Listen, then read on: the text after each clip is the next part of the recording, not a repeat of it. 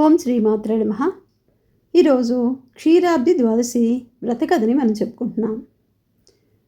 కార్తీక మాసంలో వచ్చే ఏకాదశి తర్వాత వచ్చే ద్వాదశి పూజ సాయంకాలం వేళ లక్ష్మీనారాయణల పూజ చేసుకొని ఈ కథను వింటాం. కాబట్టి ఈ క్షీరాబ్ది ద్వాదశి కథ ప్రత్యేకత మనం విందాం. పూర్వము ధర్మరాజు రాజ్యమును పోగొట్టుకుని తమ్ములతో కూడి ద్వైత మనమందుండగా అచ్చడికి అనేక ఋషులతో కూడి వ్యాసుల వారు వచ్చారు. అటు వచ్చిన వ్యాసుని గని ధర్మరాజు తగు పూజలు సలిపి కూర్చోబెట్టి తాను కూడా వారి అనుజ్ఞ పొంది కూర్చుండి కొంత తడు మాట్లాడి ఆయనతో, స్వామి, మీరు అన్ని ధర్మములు ఉపదేశించదగిన మహానుభావులు. మీకు తెలియని ధర్మ సూక్ష్మలు లేవు. మనుషులకు సర్వకామములను ఏ ఉపాయం చేత సిద్ధించునో సెలవిమ్మని కోరాడు. అడుగగా వ్యాసుడు, నాయన, మంచి ప్రశ్న వేశావు. ఈ విషయంనే పూర్వము నారద మహాముని బ్రహ్మనుడుగా అతడు సర్వకామప్రదములకు 2 వ్రతములు చెప్పినాడు. క్షీరాబ్ది ద్వాదశి వ్రతము, క్షీరాబ్ది శయన వ్రతము అను ఆ 2 వ్రతములలో క్షీరాబ్ది ద్వాదశి వ్రతమును నీకు చెప్పేదను విను.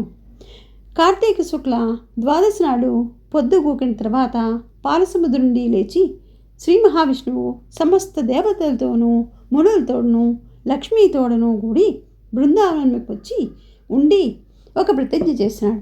ఏమనగా, ఏ మానవుడైనను ఈ కార్తీక శుద్ధ ద్వాదశి నాటి కాలమున సర్వమునులతో దేవతలతో కూడి బృందావనమున వేంచేసి ఉన్న నన్ను లక్ష్మీదేవితో కూడి పూజించి తులసి పూజన చేసి తులసి కథను విని భక్తితో దీపదానం చేయను, వాడు సర్వ పాపంలో వీడి నా సాయుధ్యమును పొందుదును.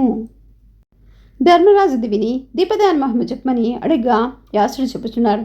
యుధిష్ఠిర, దీపదాన మహిమను చెప్పగలుగును. కార్తీక శుద్ధ ద్వాదశి జన్మన బృందావన సమీపన దీపదానం చెవును. ఒక దీపదానము ఉపపాతకములు పోవును. 100 చేసిన విష్ణు సారూప్యం కలుగును. అంతకంటే ఎక్కువ చేసిన ఫలములు నేను చెప్పలేను. భక్తితో నా కొవ్వొత్తితో దీపం పెట్టిన బుద్ధిశాలియగును. 4 ఒత్తులు వేసి వెలిగించిన రాజగును.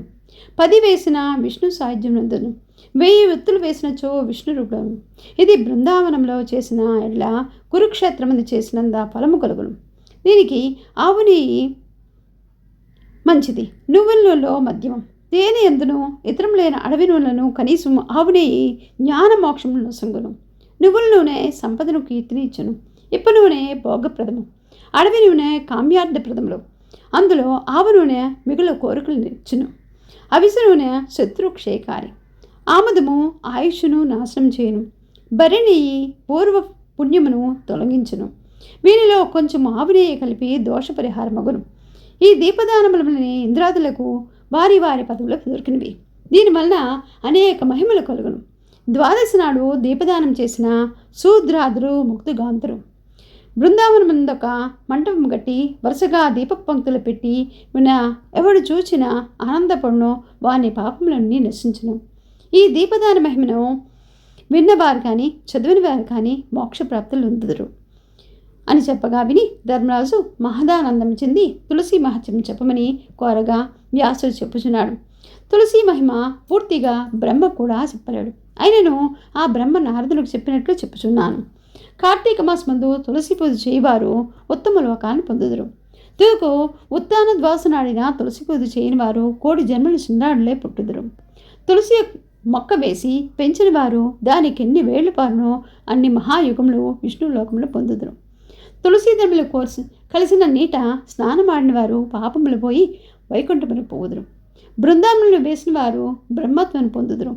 తులసి ఉన్న నీటిలో కాపురం చేయుట, తులసి చోట వేసి పెంచుట, తులసి పేర్లు దాల్చుట, తులసి దళములు భక్షించుట పాపహారములు. తులసి ఉన్న చోటునకు యమకింకరు రారు. యాన్ మూలే అనే మంత్రములు పఠించేవారికి ఏ బాధయు అంటదు. యమకింకరు దగ్గరకు రారు. ఈ తులసి సేవ ఎందే ఒక పూర్వకథను చెప్పెదరు విను. కాశ్మీర దేశం వాసులకు హరిమేధసు మేధులను 2 బ్రాహ్మణులు తీర్థయాత్ర చేయుచుండ్రి. ఒక స్థలమున ఒక తులసి తోట చూచిరి. చూచిన తోడనే వారిలో సుమేధుడు భక్తితో ప్రదక్షిణ నమస్కారం చేసింది. అది చూసి హరిమేధుడు ఏమని అడగగా, సుమేధుడు, ఇక్కడ నిండబాధ ఉన్నదని ఒక మర్రి చెట్టు నిండా చేరి తులసి కథ ఇట్లు చెప్పదొడంగాను.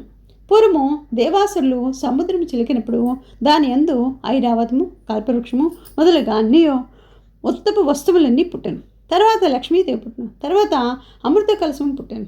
ఆ అమృత కలశము చేత మహదానందంది విష్ణువు ఆ కలశపై ఆనంద బాష్పములు విడవగా అందు ఈ తులసి పుట్టినది.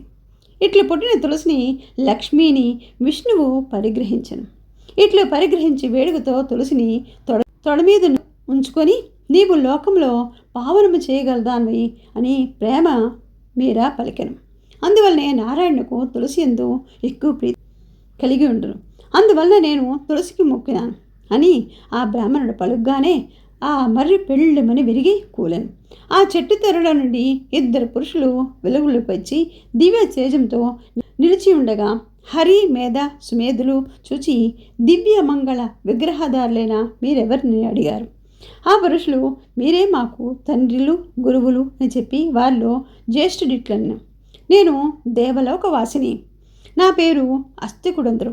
నేను ఒకనాడు అప్సరసులతో కూడి నందనవనంలో గామ వికారంచే మైమర్చి క్రీడించుండగా మేము ధరించిన పుష్పమాలికలు పైనబడి మా సందడి వలన సమాధి చెలించి ఉంచుట తపస్సు చేయుచున్న రోమ సమహాముని నన్ను చూచి నిన్ను మదోన్మత్తుడిపై ఇట్లు నాకు అజడి కలిగించింది. కావున బ్రహ్మరాక్షసుడు బగు అని చెప్పించి తప్పిదము పురుషునికి కానీ స్త్రీలు పరతంత్రులు కనుక వారి వలన తప్పు లేదని వారిని క్షమించి విడిచాను.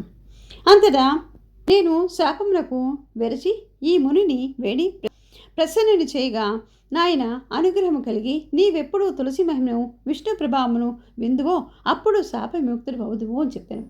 నేను బ్రహ్మరాక్షుండే ఈ చెట్టు తెరలో చేరి ఆ దైవాన్ని నేను శాపమోక్షణము పొందితిని అని చెప్పి 2వ వాని వృత్తాంతము చెప్పాను.